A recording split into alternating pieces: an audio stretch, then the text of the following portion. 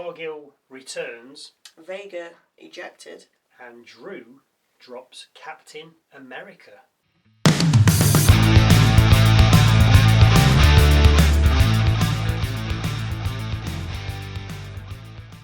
Hello, welcome to Wrestle MSX. I'm Michael. I'm Sally. And after recapping last week and the Fatu McIntyre Rhodes debacle, we open with Jimmy backstage thanking Cody for what he did for his cousin last week. Cody then asks Jimmy how things are with his brother, with Jimmy replying he's going to speak with Nick Aldis. Rhodes then heads to the ring.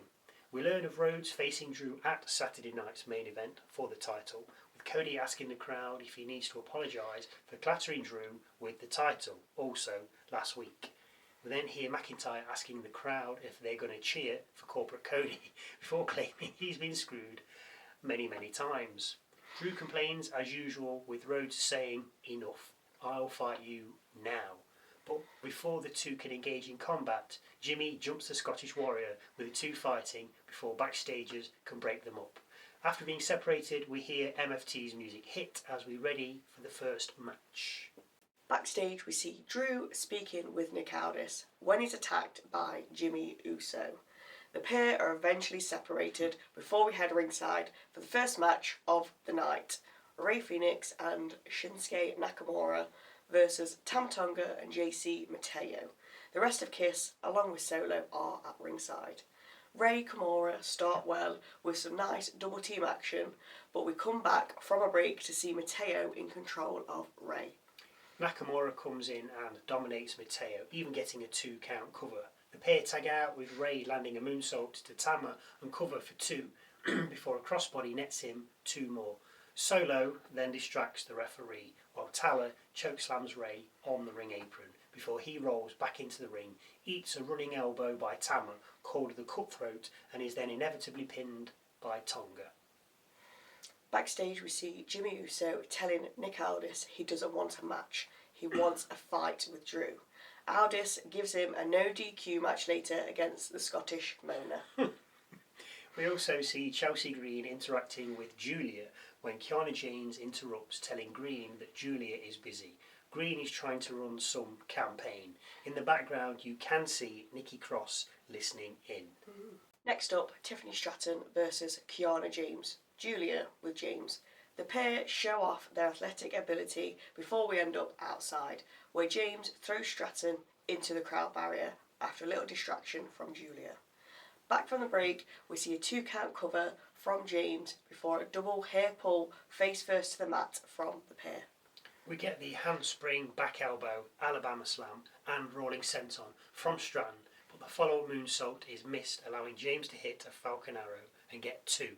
The pair end up on the top rope where Stratton pushes James down, allowing her to land a swanton and then the PME. Stratton covers, Stratton wins. After the match, Giulia attacks the women's champ, but out comes Jade Cargill for the save, seeing off Giulia and James. Cargill then helps Stratton up, even handing her title, but then levels her with a clothesline and beats her up with the fight/mauling going to the outside, where Jade stomps on Stratton's knee. Cargill then gets in the ring, looks at the title, and then heads to the back. There are backstagers, but Jade leaves on her own accord. I wonder if Stratton will be out for a little while. Injured. Backstage we see Sami congratulating Ilja Dragunov on becoming the new United States champion, before going on to say that John Cena started the Open Challenge and he passed it to him, with Zayn now passing it on to Dragunov. After the break we see Kathy Kelly asking Jade Cargill what was that all about. Cargill says patience isn't the answer, power is, and isn't waiting any longer, vowing to come for the Women's WWE Championship. I don't think I want to see Cargill Stratton again. No, I don't. I just don't feel... Anyway, Dragunov addresses the crowd saying he was never going to give up on coming back and vows to continue the legacy of the Open Challenge.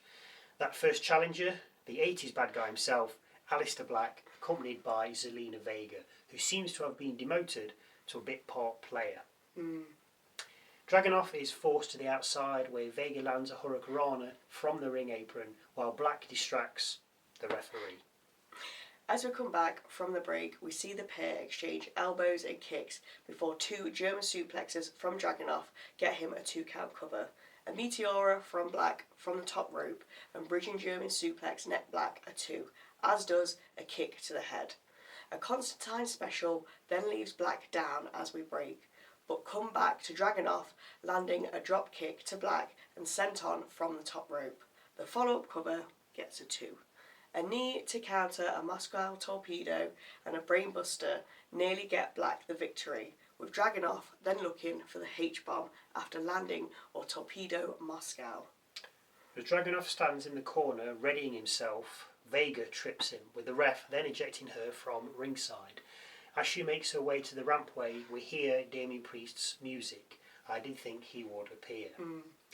With him then making his way to ringside, Black locks eyes with Priest before turning into a torpedo Moscow and getting covered for the 1-2-3.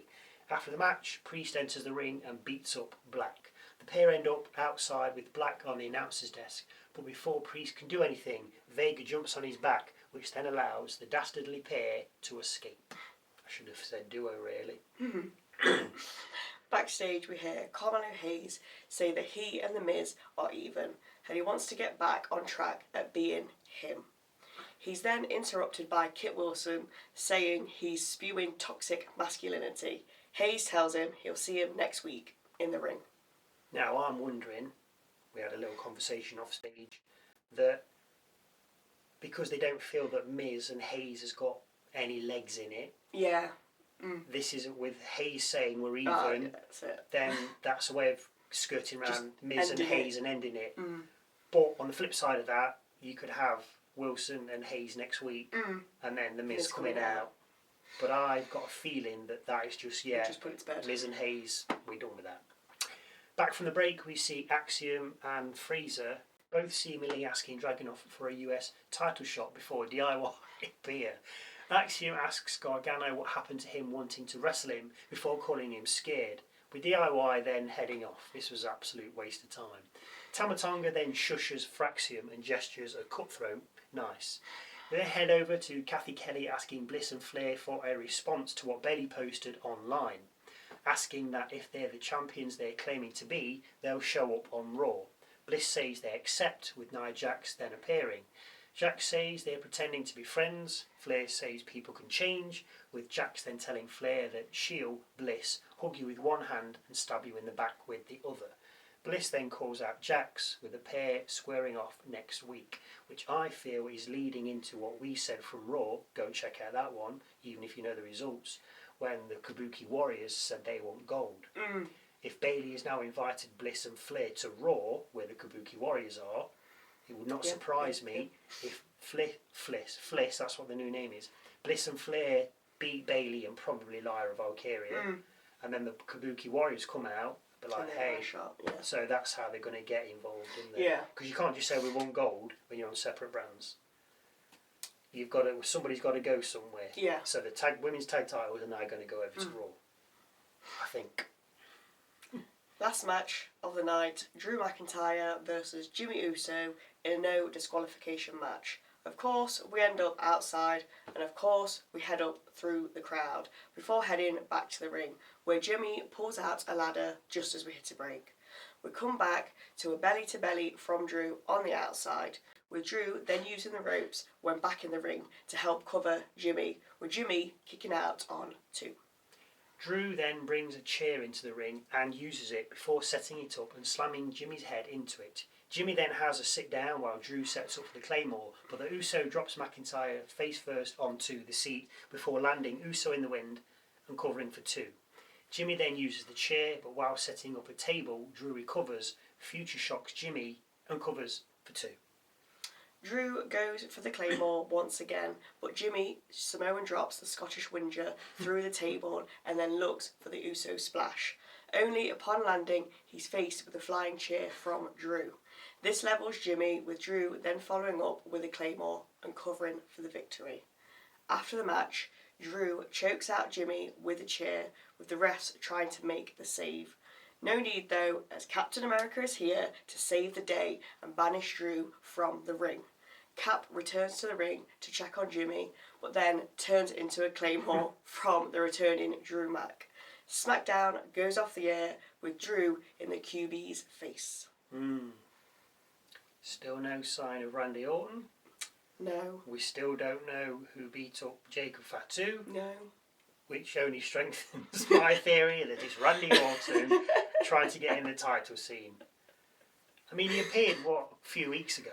I think so, just to help Rhodes out at the very that start, was it. And then that was it. So, I mean, he's probably having some ice coming up to Christmas. That's it, yeah. He had last year off. He's getting ready for Christmas already. Yeah. That's what he's doing. So anyway, now for Michael's moment of the night. This could be a match, a line, a look, a promo, something funny, interesting, serious, quirky, and or different.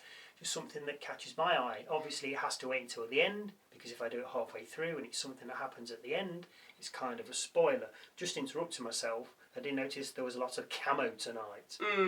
Jimmy had some camo and Stratton had some camo, so they probably got some leftover material. Must have. Haven't used that. Anyway, Michael's moment of the night is Drew versus Jimmy. I just really enjoyed the match. It was a good back and forth. It had a nice ending. It's building on McIntyre versus Rhodes. It was just an all-round fun. I just enjoyed it. I don't know. It flowed nicely. They had some good spots. The chair, the Simone drop through the table. Yeah. The flying chair to Jimmy when he came off the top rope.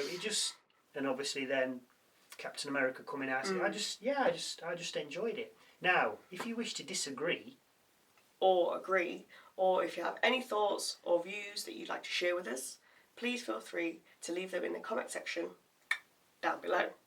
And don't forget to check out our musings video with thoughts and opinions on the last week of WWE. A new one drops every Wednesday. Once again, thank you for watching. And we'll see you Tuesday for Raw.